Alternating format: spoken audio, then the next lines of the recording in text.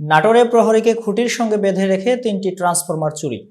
নাটোরের বড়াইগ্রাম উপজেলায় গভীর রাতে নিরাপত্তা প্রহরীকে বেঁধে রেখে গভীর নলকূপের ৩টি ট্রান্সফরমার চুরির ঘটনা ঘটেছে। গতকাল শনিবার রাত 11টার দিকে উপজেলার মাঝগাঁও ইউনিয়নের গুরু মৈশেল চিনিডাঙ্গার বিলে এ ঘটনা ঘটে। থানা সূত্রে জানা যায়, রাত 11টার দিকে গুরুমশৈল বিলে শহীরুদ্দিন মোল্লার গভীর নলকূপের ট্রান্সফরমার চুরি করতে যায় চোরচক্র। এ সময় তারা নিরাপত্তা প্রহরীকে অস্ত্রের মুখে জিম্মি করে। নিরাপত্তা প্রহরী বাধা দেওয়ার চেষ্টা করলে তাকে বৈদ্যুতিক খুঁটির সঙ্গে বেঁধে রাখে। সকালে লোকজন মাঠে গিয়ে ওই প্রহরীকে উদ্ধার করেন। ঘটনা জানাজানি হলে আজ রোববার সকালে পুলিশ ঘটনাস্থল পরিদর্শন করে।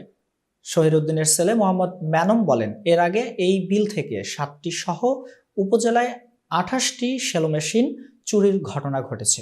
এভাবে যদি চুরি হতে থাকে তাহলে সেচের কাজ করব কিভাবে? বড়াইগ্রাম থানার ভারপ্রাপ্ত কর্মকর্তা ওসি সিরাজুল ইসলাম বলেন, ট্রান্সফরমার চুরির ঘটনায় পুলিশ তদন্ত করছে। তদন্ত সাপেক্ষে আইনগত ব্যবস্থা নেওয়া হবে। এতক্ষণ বার্তা বৈঠকের সাথে থাকার জন্য ধন্যবাদ। নতুন নতুন তথ্য ও সংবাদ পেতে বার্তা বৈঠকের ইউটিউব চ্যানেল ও ফেসবুক পেজের সাথেই থাকুন।